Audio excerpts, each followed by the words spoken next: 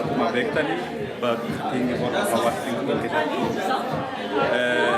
gaafiif deebii amma walii wajjin gochaa jiru kunoo nama tokko dhaabbachaa jira. Mee isheen tokko isheetiin eenyu akka taate maqaa ishee tokko taphachaa dubbatu. Maqaan koo Beetii Kilaraa jedhama. Iddoo bakka Wottaa jedhamudha. Wottaan baay'ee fagaata kanarraa. Wottaan sadii aadaa Oromoo keessa jiru kabajuudhaaf sa'a sadii ol deemtanii bakka kana jirta jechaas baay'ee gaarii. Mee guyyaa har'aa kana maalidha waan isa agarsiise?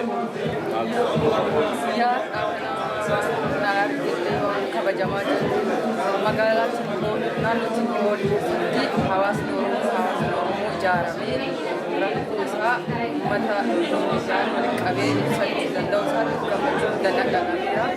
Akkasii walitti qabamee hawaasni Oromoo rakkoo ragaa turee kan duratti keessatti akka uummanni nu dhagahu uummanni nu beeku hawaasa naannoo adda addaa gammachuu danda'ameera.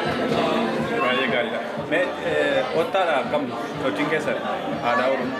Aadaan Oromoo sochiin keenya Wottatti cimaa Wottatti ijaaramnee ijoolleen Oromoo waraana nama ijaaramee sochii guddaa godhatanii hiriira nagaa illee hin baana. Aktivitii iddoo adda addaa hiriira nagaa deemnaa walgahii irratti hirmaannaa sochii cimaa goona ijoolleen Oromoo Wottaa jiru. Baay'ee gaariidha. Duratti gaaffii deebii waliin hin gooneef deebinaa laatteef hedduu galatoomaa.